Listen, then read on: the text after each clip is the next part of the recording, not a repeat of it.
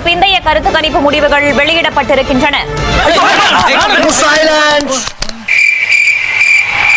இந்த கருத்து கணிப்பு என்ன பண்ணா வந்து நம்ம ஓட்டு போட்டு வெளியே வருவோம்ல, அவங்களா பார்த்து யார் யார் ஓட்டு போட்டிருக்கீங்க, யார் யார் ஓட்டு யார் யாருக்கு போயிருக்கு, அடுத்த சிஎம் யாரு அப்படின்னு சொல்லி மொத்தமாக ஒரு கருத்து கணிப்பு மாதிரி ஒன்று எடுத்து அதை வந்து நேற்று வந்து பப்ளிஷ் பண்ணியிருக்காங்க. பார்த்தா டிவிக்கு ஏதாவது ஆட்சி அமைக்க போதுங்கிறாங்க,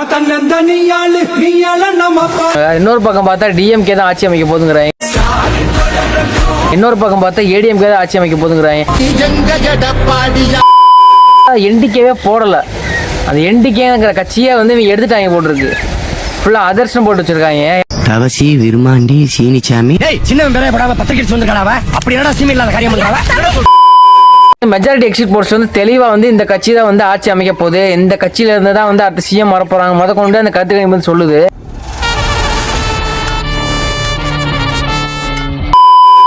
நேற்று வந்து கருத்து கணிப்பு ரிசல்ட் வச்சு தான் வந்து 4ஆம் தேதி ஒரு ரிசல்ட் வந்து அமைய போதா அப்படின்னு சொல்லி நீங்கள் கேட்கலாம்.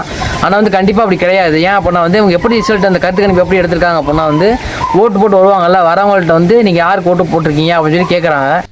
யாருக்கு ஓட்டு போட்ட? உனக்கு தானே போட்டேன். ஏய் உண்மையை சொல்றா. சத்தியமா உனக்கு தானே போட்டேன். சரிப்பா.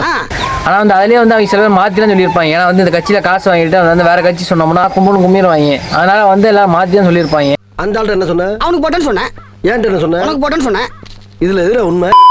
கருத்து கணிப்பு எப்படி எடுப்பாங்க அப்படின்னா வந்து ஓட்டு போட்டு வெளியே வருவாங்களா, அவங்கள பார்த்து யார் ஓட்டு போட்டிருக்கீங்க அப்படி மாதிரி கேட்டு இவங்களாம் ஒரு ப்ரெடிக்ட் பண்ணி இல்லை இவங்க தான் சிஎம் வருவாங்க, இல்லை வந்து இவங்க வந்து டெபாசிட் கூட வாங்க மாட்டாங்க அப்படின்னு சொல்லி இவங்களாம் ஒரு ரிப்போர்ட் எடுத்து வச்சுக்குவாங்க. அதே மாதிரி மற்ற மாநிலத்திலேயே வந்து எலெக்ஷன் வேலை போய்க்கு இருந்துச்சு அப்படின்னா அந்த எலெக்ஷன் வேலை எப்போ முடியுதோ அதுக்கப்புறம் வந்து மொத்தமாக வந்து இந்த எலெக்ஷன் டேட்னு அறிவிப்பாங்கல்ல, அதுக்கு முன்னாடி ஒரு 2 நாளைக்கு முன்னாடி வந்து இந்த ரிசல்ட் வந்து பப்ளிஷ் பண்ணுவாங்க. அதே மாதிரி தான் நேற்று வந்து பப்ளிஷ் பண்ணி எல்லாம் டெக்னாலஜி. கருத்து கணிப்புலாம் பார்க்கும்போது ரொம்ப ஷாக்கிங்காக தான் இருக்கேன். அப்போ நான் வந்து ஒரு கருத்து கணிப்பில் பார்த்தா வந்து ஏடிஎம்கே தான் ஆட்சி அமைப்பாங்க அப்படின்னு வருது, மற்ற கருத்து கணிப்புலாம் பார்த்தாக்கா டிஎம்கே தான் வர வாய்ப்பு இருக்குது அப்படின்னு சொல்லி சொல்கிறாங்க. இன்னொரு கருத்து கணிப்பில் பார்த்தா டிவிக்கே தான் வரும், ஆட்சிக்கு வந்து டிவிக்கே தான் வரப்போகுது. அதனால் வந்து யார் வந்து கன்ஃபார்மாக வந்து இந்த ரிசல்ட்டை வச்சு இதான் கன்ஃபார்ம் இவங்க தான் சிஎம் வருவாங்க யார் வந்து எதுவும் சொல்ல முடியாது. 3 கட்சி தான் பற்றி பேசியிருக்கேன் ஒழிஞ்சு நம்ம என்டிகேவை பற்றி பேசவே இல்லை. நம்ம நாம் தமிழர் கட்சி இருக்குல்ல அதை பற்றி இவங்க பெருசாகவே எடுக்கல, இந்த பேரே தூக்கிட்டாங்க. பார்த்தா அதர்ஷன் போட்டு வச்சுருக்காங்க. ஏன்னா வந்து நம்ம ஊரில் வந்து புதுசாக வர கட்சின்னு பார்த்தா 2 கட்சி தான், என்டிகே ஒன்று டிவிகே ஒன்று. நம்ம வந்து மாற்றம் வேணும் அப்படின்னா அந்த 2 கட்சிக்கு தான் வந்து மேக்ஸிமம் எல்லாரும் ஓட்டு போட்டிருப்பாங்க. அந்த மேக்ஸிமம் ஓட்டு போடுறவங்களே வந்து இப்போ என்டிகே பேரை வந்து தூக்கிட்டாங்க அதுலேருந்து அப்படிங்கும்போது ரொம்ப வருத்தமாக தான் இருக்குது. ஏஜென்சி கொடுத்த கருத்து கணிப்பில் வந்து டிவிக்கே தான் ஆட்சி அமைக்க போகுது, ஏடிஎம்கேவும் கிடையாது டிஎம்கேவும் கிடையாது அப்படிமா சொல்லி வச்சிருக்காங்க. அது ஒரு டைலாக் வேறு சொல்லி வச்சிருக்காங்க, பன்னிகை தான் கூட்டமாக வரும், சிங்கிளாக தான் வரும், பன்னிங்க கூட்டமாக வரும், சிங்கிளாக வரும். டிவிக்கு தொண்டர்கள்லாம் வந்து துள்ளி குதிக்க ஆரம்பிச்சிட்டாங்க, அப்படியே ஃபயர் ஓட ஆரம்பிச்சிட்டாங்க, எல்லாம் ஷேர் பண்ணிட்டு இருக்காங்க. அப்படி எங்கள் அண்ணன் தான் அடுத்த சிஎம், ஏன்னா வாய்ப்பு வச்சுக்கிறீங்களா 4ஆம் தேதி இருக்கிற சம்பவம் அப்படின்னு சொல்லிட்டு இருக்காங்க. ரியாலிட்டி ஒன்று இருக்குல்ல அப்படி மாதிரி சொல்லி ஆகணும். ஏன் அப்படின்னா வந்து இவங்க சொல்கிறதே வந்து 40,000 பேர்ட்ட வந்து நாங்கள் கேட்டோம், அதை வச்சு தான் நாங்கள் வந்து இந்த கருத்து கணிப்புங்கிறத வந்து உங்களுக்கு சொல்லியிருக்கோம் அப்படி மாதிரி சொல்கிறாங்க. எப்படி அந்த 40,000 பேர்த்த பிடிச்சி கருத்து கணிப்பு கேட்டாங்கன்னு தெரியல. ஏன்னா வந்து எந்த சோஷியல் மீடியாவில் அந்த மாதிரி வரல. ஒருவேளை இவங்களே வந்து காசை வாங்கிட்டு அப்படி போட்டுக்கலாம்னு சொல்லி போட்டிருப்பாங்க போட்டிருக்கு, என்னன்னு தெரியல. ஃபர்ஸ்ட் வந்து நம்ம பீப்புள் பல்ஸுங்கிற வந்து ஒரு நிறுவனம் இருக்கு கைஸ், அது வந்து டிஎம்கே தான் வந்து ஆட்சி அமைக்கும் அப்படிமா சொல்லியிருக்காங்க. திமுக அரசு மீண்டும் அமைவதற்கான ஒரு வாய்ப்பு இருப்பதாக பீப்புள் பல்ஸ் நிறுவனத்தினுடைய அந்த கருத்து கணிப்பு முடிவுகளை பார்க்க முடியும். 25 145 தொகுதி வரைக்கும் டிஎம்கே கிடைக்கும் அப்படிங்கிற மாதிரி சொல்லியிருக்காங்க. அதாவது டிஎம்கே கூட்டணி வந்து ஆட்சி அமைப்பாங்க அப்படிமா சொல்லியிருக்காங்க. பொய் சொல்லாத, பயமா இருக்குல்ல. வந்து 65 85 தொகுதி வரைக்கும் எடுத்து ஏடிஎம்கே வந்து எதிர்கட்சி ஆகணும் அப்படிமா சொல்லியிருக்காங்க. 14 26 தொகுதி வரைக்கும் டிவிக்கே ஜெயிக்கும் அப்படிமா சொல்லியிருக்காங்க. வெறும் பொய், ஒரே சூதாட்டம். ஃபர்ஸ்ட் 3 பேர் சொல்லிட்டேன். எங்கப்பா நாம் தமிழர்னு கேட்டீங்கன்னா நாம் தமிழர் பேரே வந்து இவங்க போடல, அதுக்கு பதிலாக வந்து மற்றவைன்னு போட்டிருக்காங்க. அந்த மற்றவையில் வந்து 2 6 தொகுதி வரைக்கும் மற்றவையில் ஜெயிக்கும் அப்படின்னு சொல்லி போட்டு நாட்டிலே வந்து 4 பேர் தான் வந்து சிஎம் பதவிக்காக நிற்கிறாங்கன்னு தெரியும். அதில் ஃபர்ஸ்ட் 3 பேரை போடுறவங்களுக்கு 4வது ஆளை வந்து என்டிகே பேரை வந்து போகணும்னு வந்து உங்களுக்கு தெரியல, அதுக்கு பதிலாக மற்றவைன்னு போட்டு வச்சிருக்காங்க. எப்படிரா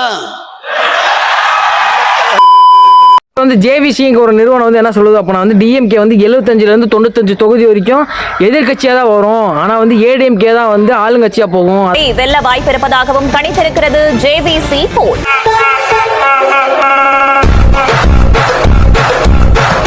திமுக கூட்டணி 75 95 தொகுதிகள் வரை வெல்லும். வெற்றி கழகம் 8 15 தொகுதிகள் வரை வெல்ல வாய்ப்பு இருப்பதாகவும் கணித்திருக்கிறது. நீங்களா நினைச்சுக்கிட்டா அதுக்கு நாங்க பொறுப்பாக முடியுமா? மாப்பிள்ள எங்க அம்மா மேல சத்தியமா கறி குழம்பு வாசம் வந்துச்சு மாப்பிள்ள விடுறா. அப்புறம் வந்து ரிபப்ளிக்னு சொல்லி ஒரு நிறுவனம் இருக்கு. அவங்க என்ன சொல்றாங்க அப்படின்னா வந்து 125ல இருந்து 145 தொகுதி வரைக்கும் டிஎம்கே தான் ஜெயிக்கும்.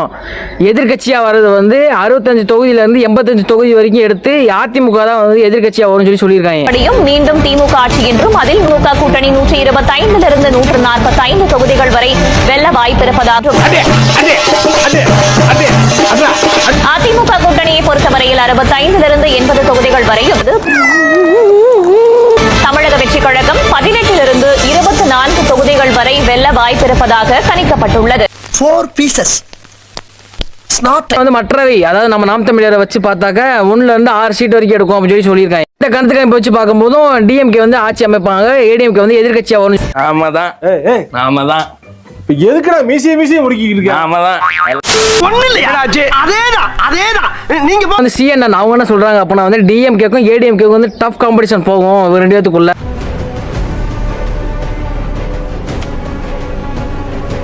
சொல்லி டிஎம்கே எவ்வளோ சீட் கொடுத்துருக்காங்க அப்படின்னா 103ல இருந்து 113 சீட் வரைக்கும் டிஎம்கே எடுக்கணுமா சொல்லியிருக்காங்க. அறிவிக்கப்பட்டிருக்கிறது. 1000 ரூபாய்ல நான் என்றேன், 500 ரூபாய்ல நீ என்றா, சின்றா நீ என்றா.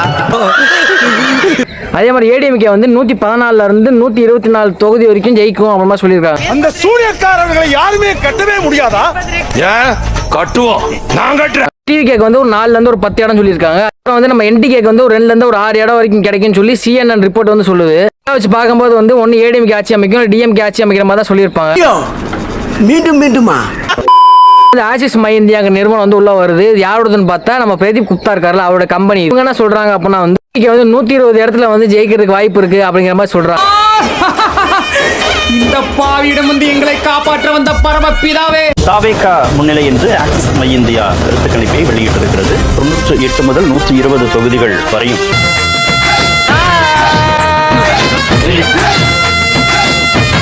திமுகவுக்கு 92 முதல் 110 தொகுதிகள் வரையும். முடியாது நீ கல்லாட்ட அடைங்க, நான் ஒத்துக்க மாட்டேன். எல்லா கோட்டையும் அழிங்க. அதிமுகவுக்கு 22 முதல் 32 தொகுதிகள் வரைக்கும். அது இவங்க என்ன சொல்றாங்க அப்படின்னா வந்து டிவிகே தான் வந்து ஆட்சி அமைக்க போகுது. அதே மாதிரி எதிர்கட்சியா வந்து டிஎம்கே தான் வரும், 3வது கட்சியா தான் வந்து ஏடிஎம்கே வரும் அப்படிமா சொல்றாங்க. Shocking and surprising. நம்ம என்டிகேக்கு என்னப்பா சொன்னாங்க? என்னை கண்டுக்கிறது இல்லையா? அவாய்ட் பண்றாங்களா? நான் அதை பத்தி கவலைப்பட. லைவ் இன்டர்வியூல வந்து பிரதீப் குப்தாரை வந்து கேட்கறாங்க, என்ன கேட்கறாங்க அப்படின்னா வந்து மற்ற நிறுவனத்தில் எல்லாத்துலையுமே வந்து டிவிக்கு வந்து 50 சீட்டு மேலே தாண்டாது அப்படிமா சொல்லியிருக்காங்க. எப்படி சார் உங்கள் நிறுவனத்தில் மட்டும் எப்படி சார் 120 சீட் சொல்லுவீங்க அப்படின்னு சொல்லி கேட்கும்போது